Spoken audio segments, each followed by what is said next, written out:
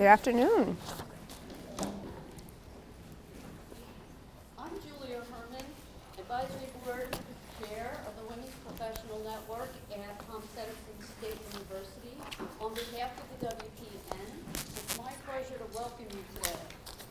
The mission of the Women's Professional Network is to support and promote the professional and personal development of women at the university and the New Jersey State Library. I'm proud of the work done by the advisory board in support of the mission. I'm especially proud of the efforts of the program committee, and I'd like to take a moment to recognize their work. Led by co-chairs Melissa Masak and Michelle Leonard, the program committee planned and presented more events this year than in any year past. The programs included 3 TED Talk-based workshops, a Women's History Month event, a clothing drive to support Dress for Success, an event which featured speaker Maria Imbalzano, and 2 Story of Success events, including today's with our distinguished guests. On behalf of membership, I'd like to thank the program committee for providing so many stellar programs this year. Yay! Yay!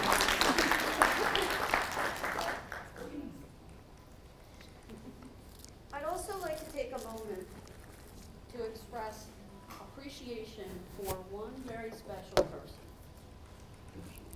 For many years, this person has been a supportive and a passionate member of WPN.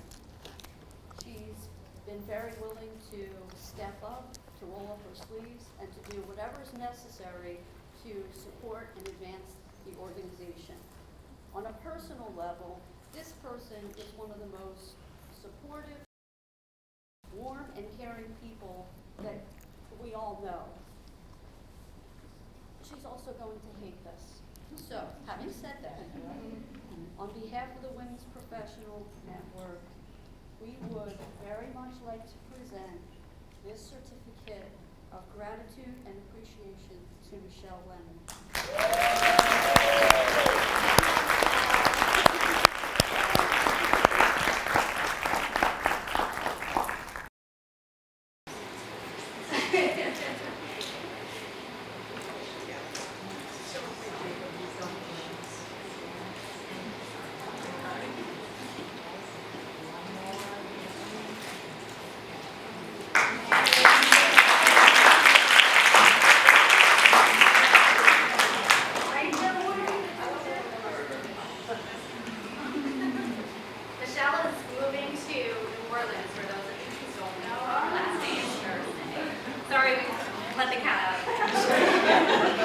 Sorry for that surprise, Michelle, but I know you certainly wouldn't have gone along with that. The Story of Success lecture series invites notable and extraordinary women to share the story of their achievements, including how they were able to overcome obstacles and challenges, both personal and professional. These women serve as great inspirations to all of us. To introduce today's Story of Success speaker, it is my pleasure to welcome Dr. Hancock to the podium.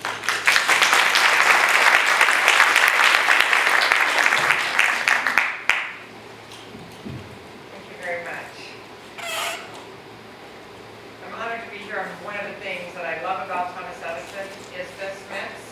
And I especially appreciate the men in the room because part of a women's professional network is made up of a lot of men in their lives and bringing that together to progress whole organizations and missions. So thank you for everybody being here. And thank you for the committee for organizing and bringing together lunch. It's my pleasure to introduce our speaker. Dr. Zakiya Ellis is probably one of the most focused people I know. For our line of work, we deal with all of our students who come in thinking they were going to do something at 18, doing something a little bit different, coming back to us. Maybe they've been in and out of college, changed careers, and they kind of want to find some hole out of all of that at like 30, 35 years old. This is not Dr. Smith Ellis. She did her bachelor's degree in political science and secondary education at Vanderbilt, a master's degree in education Policy and Management from Harvard Graduate School of Education, and a doctorate in higher ed management from the University of Pennsylvania. And here she sits, working in public policy and education. So I think it's probably one of the most aligned career trajectories I've ever seen from somebody who knew what they wanted to do from undergraduate through. For her, in her professional life, she's worked across post-secondary and secondary education. Everything really aligned with access, with degree completion, with opportunity, with affordability, from Gear Up programs, Teach for America, to working for the Advisory Committee on Student Financial Assistance, to working with the Obama administration on affordability and public policy, and working with Lumina Foundation, as we all know, is very focused on credentials and affordability and access, all in bringing ways to use higher education, credentialing, and training to further people's lives and their missions. And I think we see that she's, as the Secretary of Higher Ed with the state of New Jersey, she's brought together the state's first, at least in my mind, I've been here a year, higher ed plan, which focuses on a couple things near and dear to Thomas Edison's heart.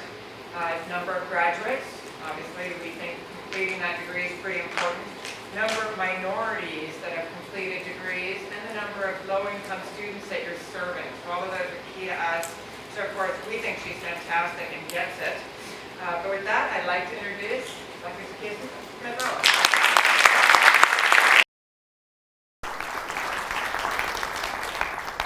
So I'm going to wander, and I think I have a mic that's on, but if you, okay, I hear a thing, but you can hear me? If you can hear, okay. So I thought I would talk for a little bit about my background and I guess how I got to this place, which despite the fact that I have been, I guess, relatively focused, like I always wanted to do education policy in particular, not just education, and I am doing education policy, I never thought I would do this particular position. I don't think I even knew that this particular position was a thing.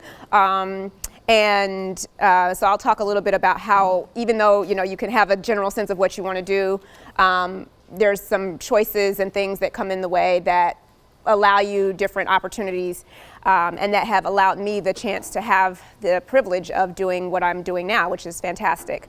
So I did always want to be in education. I wanted to be a teacher at first when I was in high school, and I always loved, I feel like I'm still in some ways a teacher, because when you do public policy, you're always teaching and you're kind of explaining new concepts to people. So I think being in education, that's something we can all appreciate. There's, I think, a real juxtaposition between public policy and education just naturally, because you're always meeting people. They have short attention spans. They may not be familiar with the content, and you're trying to get them to understand certain things and to act upon them. So I see that as being really relevant to what I do every day. Having said that, when I was in high school, I actually realized there was a lot of stuff that happened in the K-12 classroom that had nothing to do with what the teacher controlled, like what time the school day started, what the students were wearing, actually the textbooks that we used, all of that was like someone else. So I kept asking, like, well, who decides that? Who decides that? And they said, well, that's the policy. And I was like, well, I want to do the policy part, right? I care about the education, but this stuff matters, and it really shapes students' lives. So I had in my mind, like, I want to do policy. I want to do education policy. So I didn't really know like how you get there, but I figured I need to major in something related to education or policy. Well, like many people, I had a lot of different interests. At first it was English, and then I was like, man, you have to write a lot.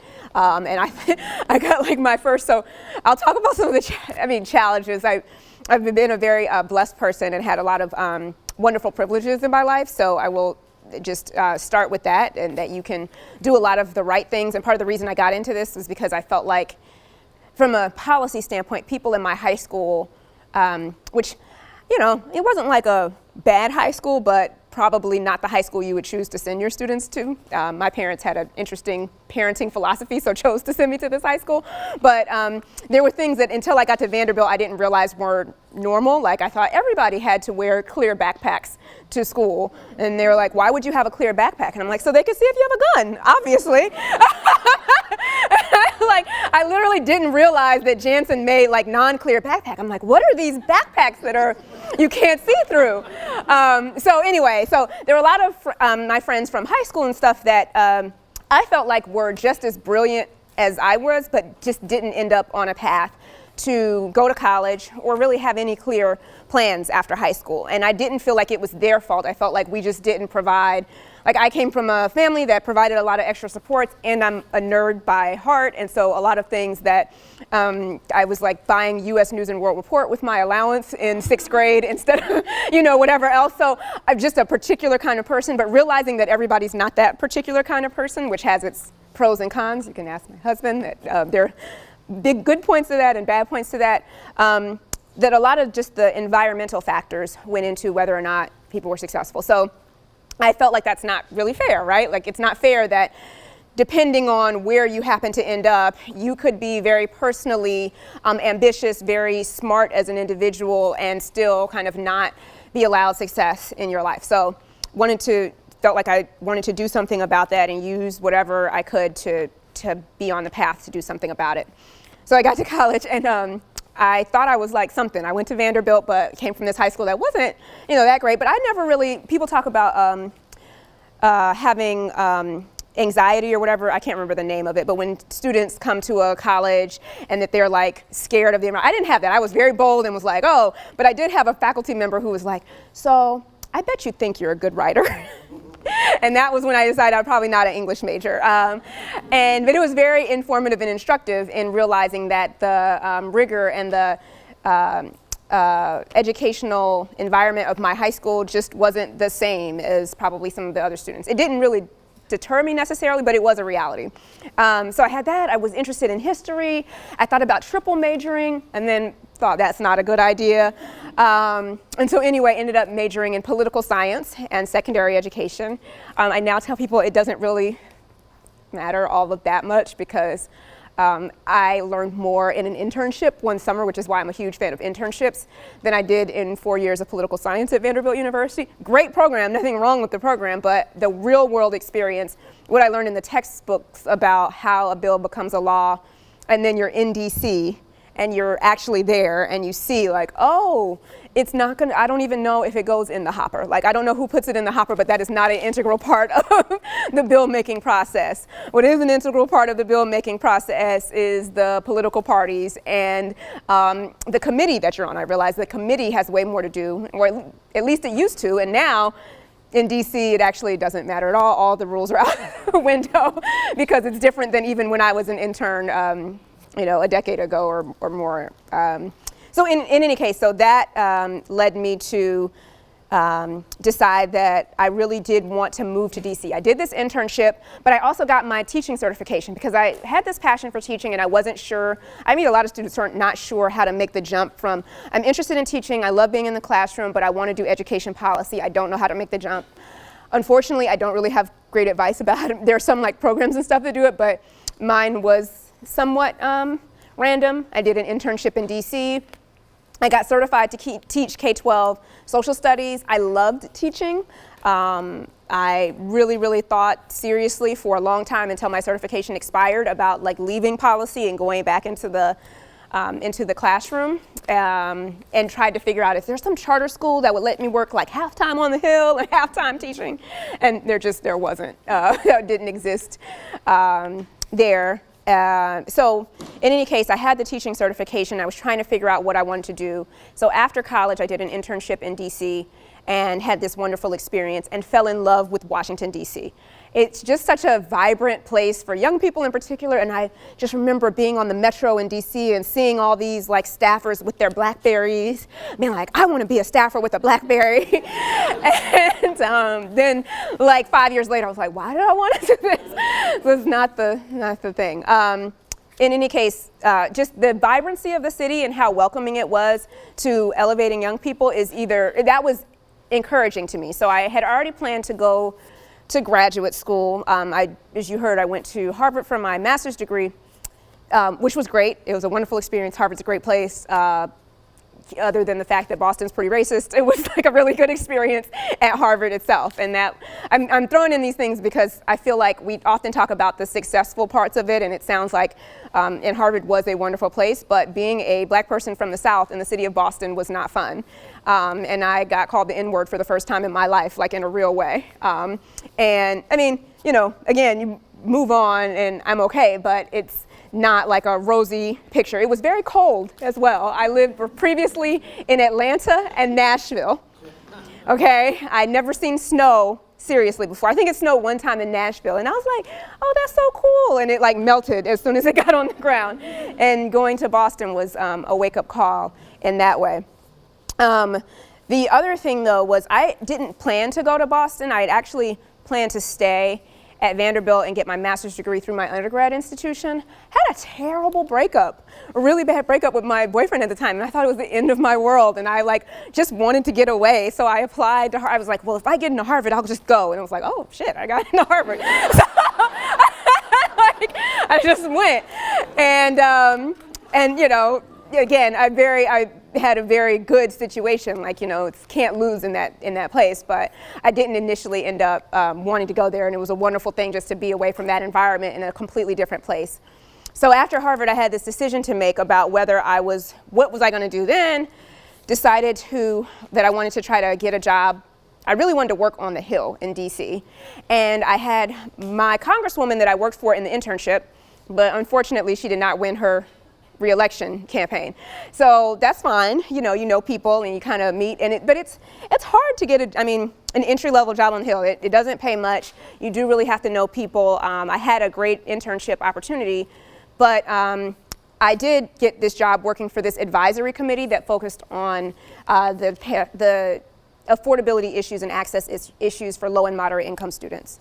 So it was like an extension of grad school a little bit, this advisory committee. It doesn't exist anymore. It was sunset. The executive director made somebody mad, and so the committee ceased to exist, which is, again, how things work in that environment. But I was working for this committee because I couldn't quite get a job on the Hill, and I figured like this would give me an entree in, doing this research, advising Congress on different issues, and it was a great opportunity to be able to get there. And that was like 2007, and the election was starting to heat up, and I was kind of like, well, you know, John Edwards is going to win this because, you know, Democrats from the South and attractive white men from the South, that's who wins presidential elections, right? Like, so I was thinking that's going to happen. I don't know anybody. It wasn't even a thought in my mind that Barack Hussein Obama was going to be president of the United States. Like, somebody mentioned it at a party one time, or like a watch party, and I was like, his middle name is Hussein. Like, there's just no way that this is going to happen. So now I realize anything can happen, especially now I realize anything can happen. And, you know, you think you know who is electable and not, and that is not always what ends up being the case. But anyway, I went about doing my job. I knocked on doors for Barack Obama, but I did not know anybody inside. I did not have any like inside connections. I happened to live in Northern Virginia, which was then a swing state, but didn't really, I again, did my little local thing, but didn't really know anyone. But the committee that I worked for had, the structure was there were members who were appointed by Congress and by the Secretary of Education. And so I was a staff person, you know, like the committee would write these reports, and I was a staff person that actually did the research for the reports that the committee would put out. And so the committee had like 11 members, but they all have full-time jobs. So you know how those things work, right? The staff people do the work, which is fine. That's what I signed up for. I loved it. And we had a lot of autonomy. Like, we would write these reports about how to simplify the FAFSA or how to make transfer better. And they would be like 100-page reports and thoroughly researched and documented. And we would, my job was to like send the final versions to the committee and get any edits and, you know, incorporate them. And you would send it to the members, and it'd be like full of facts and figures and all this stuff and recommendations. They'd be like, looks good.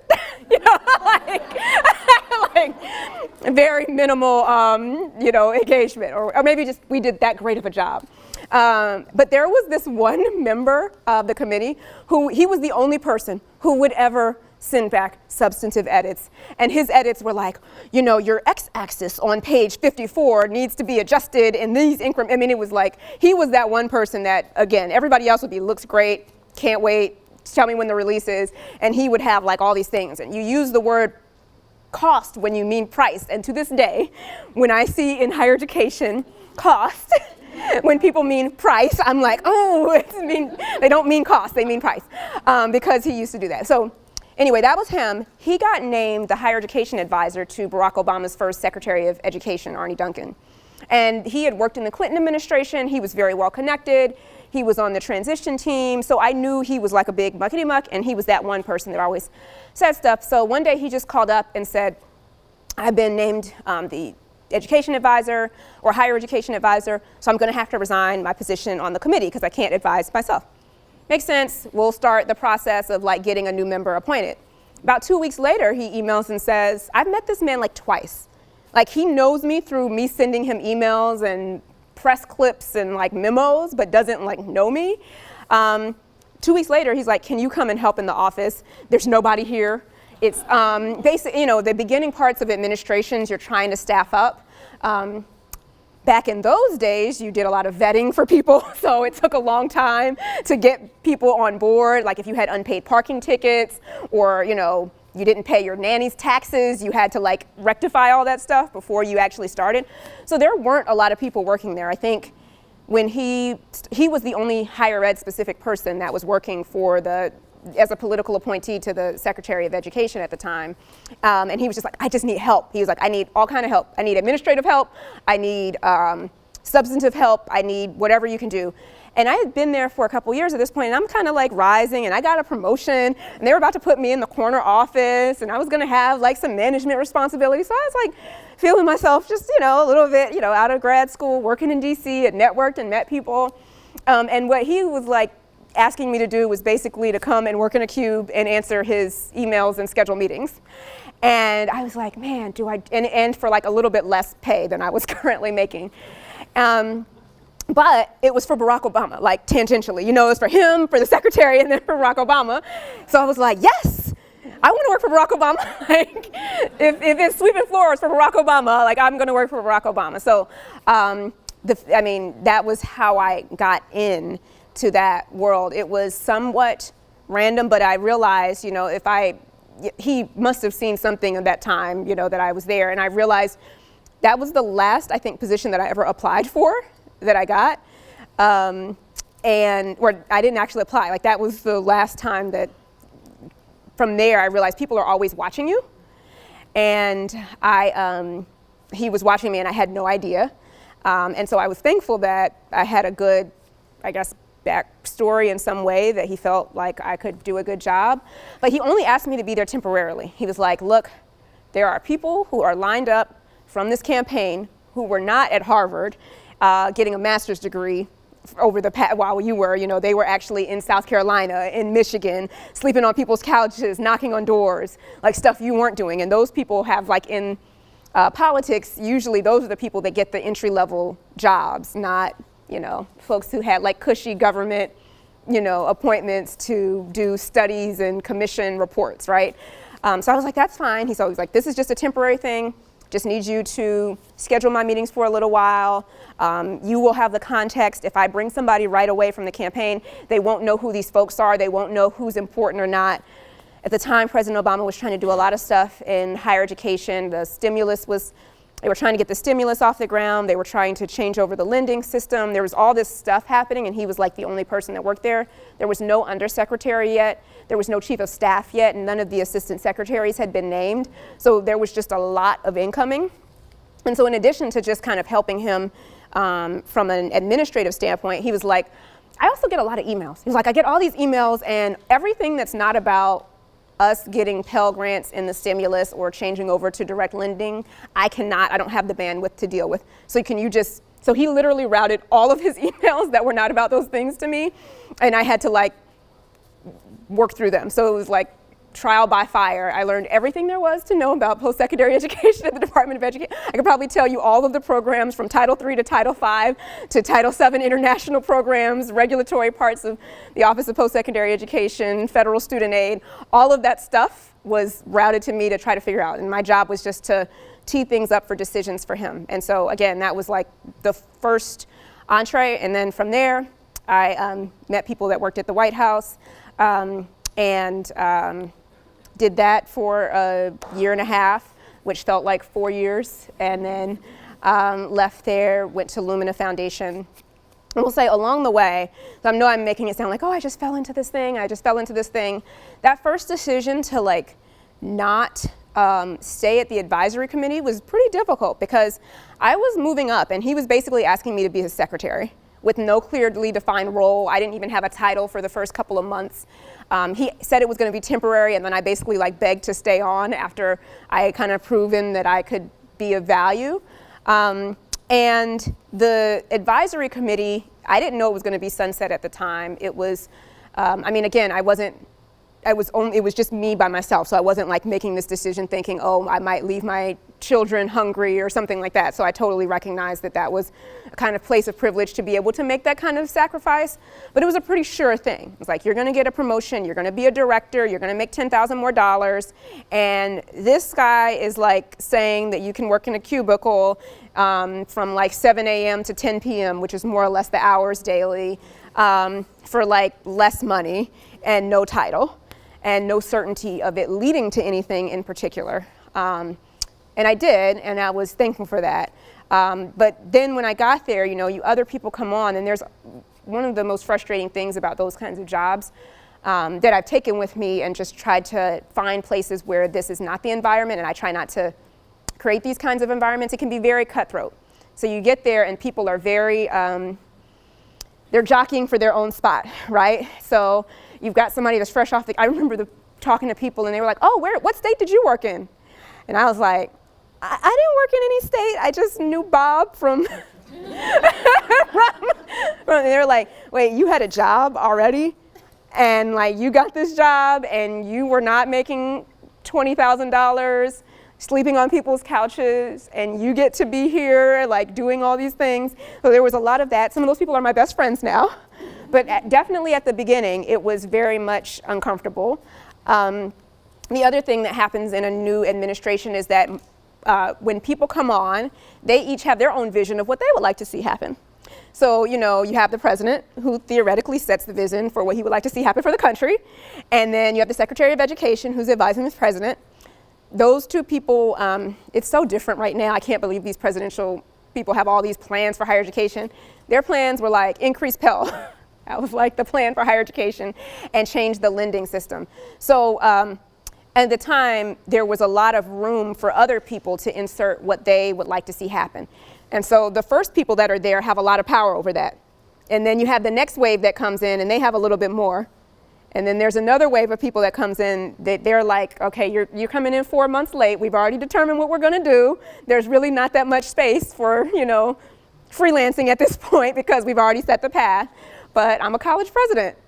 And I am used to being able to tell people, no offense, Mary, but you know how your colleagues can be. And so that was extraordinarily difficult, especially as a, you know, 20-something who, I mean, I now realize how this seems, but you're a 20-something who doesn't know anything, who has a master's degree, who is like working all day, and you're going to tell me that this is the policy direction that we're going to go into, which is not what you're trying to say. You're just trying to say, well, no, that's what so-and-so told me that I have to say, that we already have the stuff that's lined up and ready to go.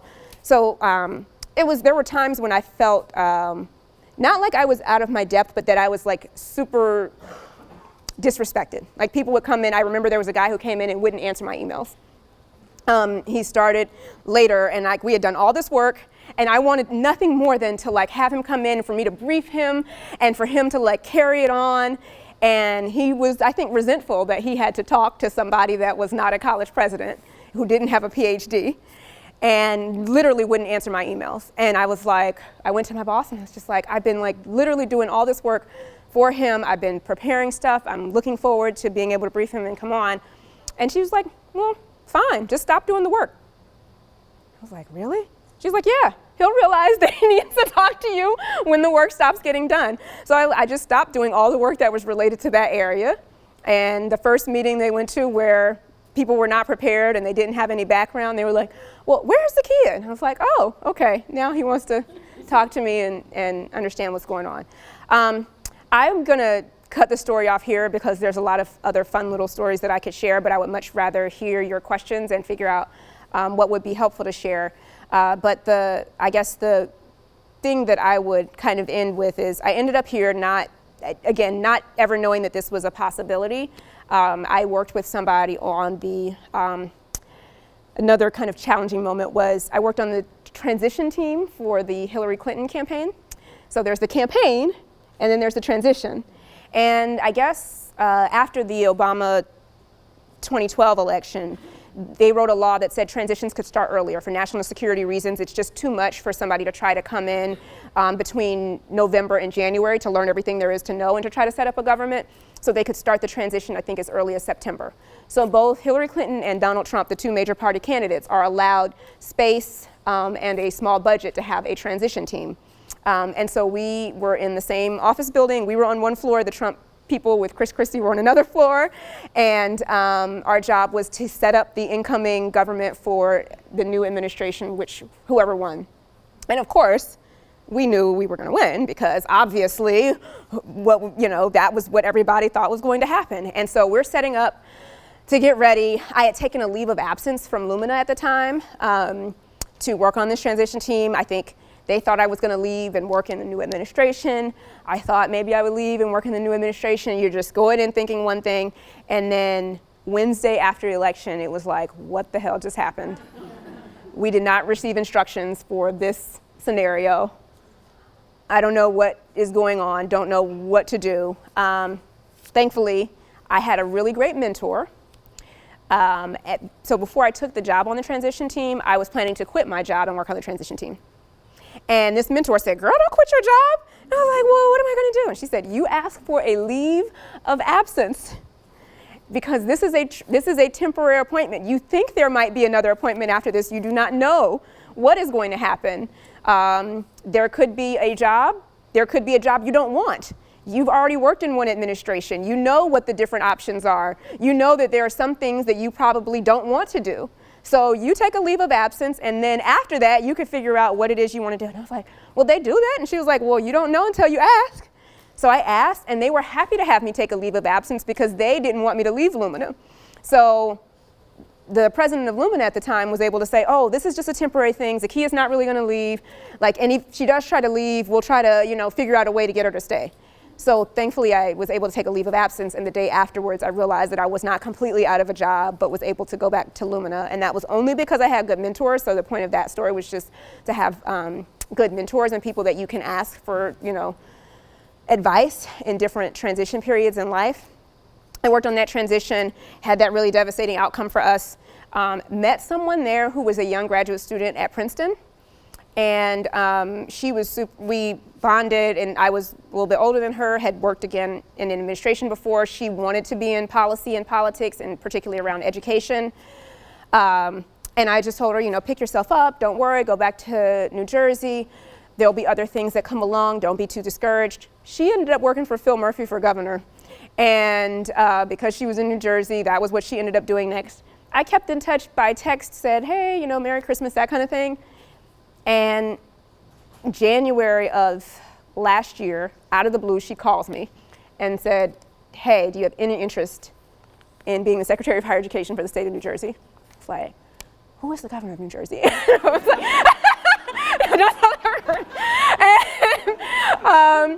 no, I was like, oh, wow, let me talk to my husband. That's literally never a thing that even crossed my mind before.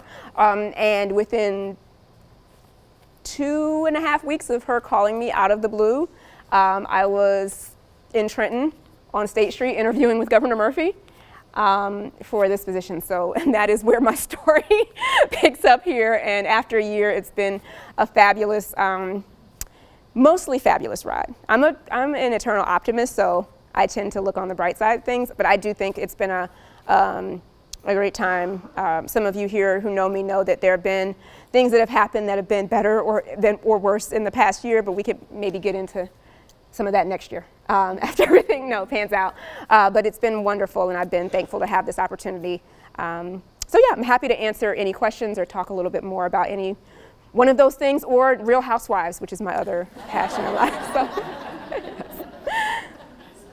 you get to meet Barack? Oh yes, I did meet Barack Obama a couple times. So when I got the job at the White House, which I kind of glossed over, so I got this job at the White House, again, someone that I'd worked with. When you're at the Department of Education, you get to work a lot with the people at the White House. They need various things.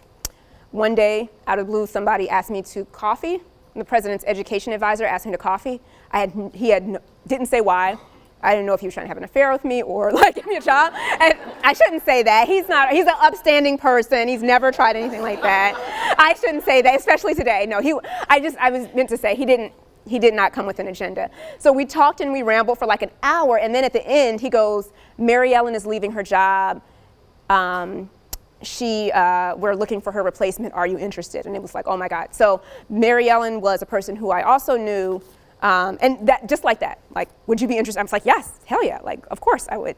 And I talked to her though about the job, and she said, look, everybody thinks working at the White House is this big thing, and I'm like, it is. She's like, but you're not gonna meet President Obama. That's not how this works. You're basically like, here's interns and here's you. I'm like, that's fine. I know how this goes. That's totally okay with me. She's like, you're not gonna meet the president. You may see him sometimes. You may get to go to events and stand around in the back. I'm like, that is fantastic. I actually didn't start that soon. It was a very long, I thought maybe they found somebody else. And then a year later, they called and they said, okay, we finally would like to offer you this position. Can you start in like 2 weeks or something? And I had planned the first vacation that I hadn't been on vacation in like 3 years. And I had planned that vacation for that week when they wanted me to start. So I did go on my vacation, but I started right after that. And then right when I started, they said, okay, so we have this really important regulation that's moving through called gainful employment, and we need you to brief President Obama on it like next month. And so I went from thinking this never gonna meet President Obama, never gonna happen, to yes, having to go in and brief him on that. And then a few months later, there was another thing that he wanted to talk about. And I did get a chance to see him then. He was extremely intelligent, the most brilliant person I've ever worked for, president company excluded. Some politicians and people like that are known for like not really reading their materials. Maybe, they've got a lot going on, so you talk to them and they need a little bit more coaching about the issues. That was not him. Like, he wanted a briefing on, I think it was college costs after one. That's the one I really remember. And college prices, not college costs, college prices. They called it college costs and it annoyed me, but it was really about college affordability. And he wanted to understand why college costs so much. It's like, this is a hard thing to put into a, 5-page memo and less than 30-minute briefing. So I'm like stressing out, like, how do you explain this to somebody? All these different moving parts. So I started out my usual. Most students actually go to public colleges, not private colleges. So, if you're thinking about that cost, you need to readjust. Public colleges are mostly funded by the state legislatures. And he like stops me and he's like, I read the memo. So, and I was a state legislator. So I understand how college financing works. I was like, oh. It was like a little bit of shock because that was what I had prepared to say. And then I'm like, oh. And then like somewhere between relief, like, oh, he's a smart person. He read the memo. He understands this already. And like, oh crap. He's like more advanced than what I thought I was going to be dealing with. Like, are we really ready to get into it? So, yeah. Yes. Oh. Thank you. So my only housewife franchises are Atlanta and Potomac. And New Jersey. But I haven't watched New Jersey since Teresa came back from prison. So, yeah. I'm not up on the latest. Yes? Do you have any favorite projects that you worked on? In the past? In the past, what kind? Oh man. This has been really, jokes aside, this has been a really fascinating and great experience for me, this current position, because I came in and I kind of, you did the thing that you're always supposed to do, which is when you're looking for a new job, interviewing the person as much as you are interviewing yourself. So even though this was a fantastic opportunity, I kind of was like, I've seen how you can be in these positions and it can be really, really sucky, even though it seems like a really great position. You can be in a very conniving and cutthroat environment. It's just like, I've been through that stress and I just am not here for it. And I wanted to know that there was like real substance. So he said, well, when I did the interview, I was like, well, what are you trying to accomplish? And I think he had just had the presidents for dinner like that week. So he had like higher education fresh on his mind. And he was like, well, of course, got the free community college, which he had campaigned on.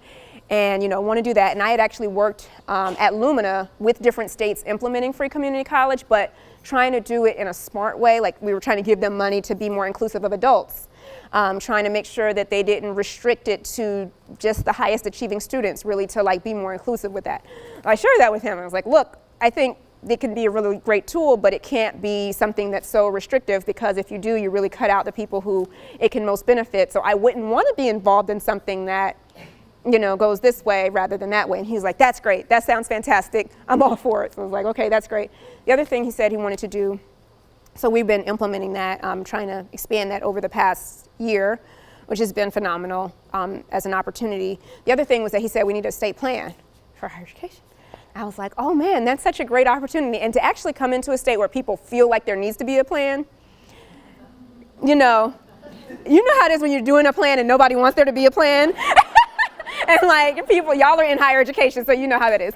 So it came in and like you talk to people, and when I talk to other people, I talk to the former president of this institution. I talked to folks who were like, yeah, we need a plan. And I was like, okay. So there are people here who actually want there to be a plan, and I would be coming in trying to help develop a plan. So that seems like a good match rather than, so both of those things, it was, even though they haven't really been easy, it's been exciting, and I would say, dare I say, fun to work on, because it's not as, even though there's always going to be challenges and stuff that you're going through. In general, there's there's momentum and enthusiasm, and not just like outright resistance to everything. Yes. Throughout your career, how have you maintained kind of passion and interest Yeah. in your background and education? Like, what tips or tricks do you have on that? So that's actually a really great question, because I think the question was like, how do you maintain the passion for what you're doing? Sometimes we can be so like in our zone that you kind of forget, what am I doing this for? And even working in the White House or something like that, you can be working on these projects that you're like, I think about this when I was at the advisory committee. You're working on a report that's about, and even though it seems like it's important, you're like in the data cells, and you're in the like, going back and forth on revisions, and you're like, does this really matter? Is anybody going to read this? Is this going to like have any impact? So there's one thing that I really try to do, which is to maintain some connection, whether it's doing something in my personal life, like tutoring, mentoring, something here. I don't have as much time, and frankly, I don't know as many people. So I really enjoy going to colleges and talking to students. And that's a way to like, okay, this is why you're doing this. This is like why when we're going through the like umpteenth cover of, the state plan, or trying to do a meeting, like should it be where, remember we had a meeting, is it where, the name of the state plan is where opportunity meets innovation? It's like, should it be where innovation meets opportunity, or should it be, and it's like, why the hell is this important? It's like, okay, no, come back, focus, it's about the students, it's about the fact that we're trying to do something that provides a cohesive thing. So taking a step back every so often and really talking to people, or engaging in some way with whoever, like whatever the thing is that you care about, engaging in some way. And then and again, I will acknowledge not everybody has the luxury to do this when looking at jobs, but I try not to look for jobs because they seem like they're important. I've tried to look at opportunities and say, is this something where I think I can add value? Like, what is it that I think I do well? Because that's where people thrive, when you're doing something that you do well, and so I enjoy teaching, and I've always enjoyed teaching, like talking to people, like, anyway, we won't get into my little personal resume of stuff I like, but there's stuff that I know that I can do well. There's some things that I feel like, somebody needs to do that, probably not me. And I don't want to divulge some position that because I mentioned that like these positions kind of were things that people presented, but there were things that people, and I won't divulge because there are people that are in those positions now or whatever, but there were things that people presented with me, to me, that were potential career opportunities, but that weren't that right mix of, and who knows, I could have taken it and it been fine, but I really try to think about, is this something where I feel like I could be good at it, and where I am, I think, one of the best people to do it. And there have been things, especially in that kind of cutthroat, I will say, like they asked me to come back to the White House after I had been at Lumina and President Obama was in his second term. somebody asked me to come back to work in the White House, this time in a more senior role in the White House than what I was previously in. And so, again, I went back to that mentor and I was like, oh my gosh, this is such a great opportunity. And she's like, well, what would you be doing? And I was like, well, I don't really know. She's like, well, you've done the job where you didn't really know what you were going to be doing. And you worked in the White House and you like, so what's the benefit of going back to doing that? And I was like, well, I would be working for so-and-so. And she's like, look, I know you worked in the White House and you think that's a big deal, but to everybody else on your resume, it says you worked at the White House. And unless you personally are going to be getting something else from that experience, you've already got that. So the thing that you go to work for the White House to do is, which is in part to like get that experience, you already have it. And you're not going to get, people aren't going to look at your resume again being like, oh, she went back again. Like it's not, no, you're not going to get an extra bump from that. So unless you're really feeling like you have something to add, to contribute, that's going to make you passionate, you're probably just going to go back and be angry and frustrated and whatever. And I think if I had gone back and done that second tour, especially because, oh bless you, I was starting my doctoral program at the time, and I knew why I wanted to do the doctoral program, which I'm not recommending necessarily as a thing to do, but I was excited about it and knew why I wanted to do it, and was finally at a place in a career where I had enough time in my job where I could do it, which is not always, as you all know, the case. She was like, you would be giving up, you're not going to be able to do a doctorate while working at the White House. So is it worth you going and getting whatever you think you're going to get? Or are you going to be working on something fantabulous, like, I don't know what it would have been, right? But like, are you going to be working on some integral project that is going to be, you know, something that you were really hanging your hat on? And it wasn't. And so I turned it down, and I think the guy was like, what? Like, who gets approached about working? I would have probably been working a lot more closely with Barack Obama. So maybe, again, this could be a terrible, terrible thing, right? Like maybe I would be running the Obama Foundation right now. But it was just, it would have been closer to the inner circle, but it wouldn't have been doing anything I was passionate about, and it would have been frustrating. And part of the reason I left was because I was tired and I was burnt out, and I would have been even more tired and burnt out. So I try to do things even at the front end where I'm thinking, okay, this is something where I feel like I can really contribute, so that when you have those days when you're frustrated and tired, you can go back to it. And if you don't have anything to go back to, if you don't really know why you're doing it, then it's hard to kind of regain that energy. That's what I find. Yes? What did I write my dissertation on? Let me see if I remember the title. I know what the title was. It was about U.S. presidents and student loan policymaking. So it was about, it was a comparison of 3 different presidential administrations and their approach to student loan policymaking. So it was a more of a political science dissertation than a higher education dissertation, but you know, whatever. And so I looked at there's different theories about how policies are made, and I kind of looked at these different examples of different decision points that President Bush, Clinton, and Obama had around student loan policy, and looked at the factors that impacted their decisions to make policy. And so I was able to draw on my personal experience and connections. So I did a bunch of, obviously, document review. I knew I had the benefit of the fact that President Clinton's library, a lot of it you could find, the presidential libraries are online, the archives and stuff like that. President Obama obviously didn't have a library that was online at the time, but Bush, there was a lot of archival documents. And then I had interviews that I did with people. And a lot of the people that were involved in their policymaking process were people I knew. And so I had like a 99% response rate on reaching out to people and getting them to talk to me for my dissertation, which was incredibly helpful. So I basically had all of the key people that advised those presidents during the different times and was able to get their perspective. So it was, and I thought it was going to be useful in the next presidential administration, and it wasn't. So, yes. Thank you for being here today, Madam Secretary. Thank and you. for sharing your educational, professional, and some of your personal story with us. Can you talk to us about the biggest lesson you've learned thus far, and about the greatest challenge you've overcome to date? Biggest lesson I've learned in general, not just in this job. Doesn't have to be professional. Biggest lesson. You know what? The biggest lesson has actually been one of humility. And whenever I face like a big challenge where I'm like, I just do not know what to do. I'm frustrated at work. There's something, And so take or leave this. I'm spiritual and religious. So when I face things, I often pray. And at each place where I can think about like major transitions where I was trying to figure out what do I do, I wouldn't have gotten that first job if I hadn't been a little bit humble about what, my aspirations were.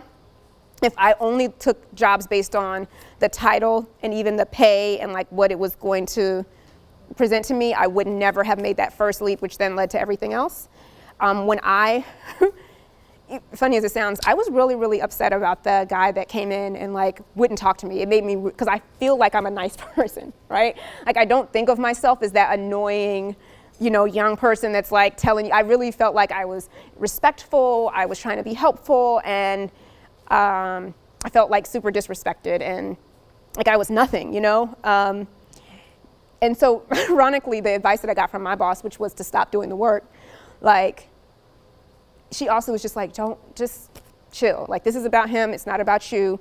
You're upset because you feel like you're more whatever, and if you just kind of take it down a notch, just be like, you know what, okay, he's the boss, he's in charge, I'm not in charge, whatever, it'll work itself out, and it did. And so I'm trying to think of some other times where that approach has, like, if nothing else, it may not have gotten me ahead, but it made me feel more at peace with myself, which I find these days to be more valuable than anything. Like if I am at peace with myself and like happy, then thankfully like I'm able to eat, right? I'm not like living hand to foot. I'm not, worried about that kind of stuff. So on a day-to-day basis, if I can be just at peace, that's one of the things that helps me to then have energy to keep like doing stuff. So that was the biggest lesson for me, was to sometimes like, if you can just be like, okay, I'm not that big of a deal. Like I'm just gonna try to, and it's not always about being a big deal, but my version of humility is like trying to take myself out of it. That's my biggest lesson. And I think the greatest challenge probably has been this past year. I moved from DC, so I lived in DC for about 10 years. I built up this community, and Robin knows some of this, but I built up this whole community in DC. I got married. We bought a house. We used to have our friends over like every weekend. I love to cook. I finally kind of gotten into a groove. I'm feeling like, and then I get this call for this, and it's a great opportunity, but totally removed us from that community. And we have some family here, but it's not the same as having a type of friend. So the plus side, I'm optimistic. So plus side is I've had a lot more time to spend with my family that I don't usually spend time with. Yes, we did. We used to have Thanksgiving like 5 years ago, and it's like now every weekend. But on the flip side, just not being around that friend and having to start over, in a place, and frankly in a very different place. Like we live in South Jersey, not super far south, but South Jersey, but in Medford, which is not the most diverse of places. And I'm from Atlanta, and we lived in DC, which are very, very diverse places. And so it's been a culture shock in that way. I'm kind of fine because I'm actually an introvert and I don't really love talking to people. So I just kind of like do my gardening and cook inside. But for my husband, who loves to talk to people and have friends, and to go from being the place where people like spent time and hosting people every weekend to basically hanging out with our family and one another all the time was tough. And then my dad had developed cancer suddenly, or we don't know if it's suddenly, but we found out suddenly about 6 months before I started the job.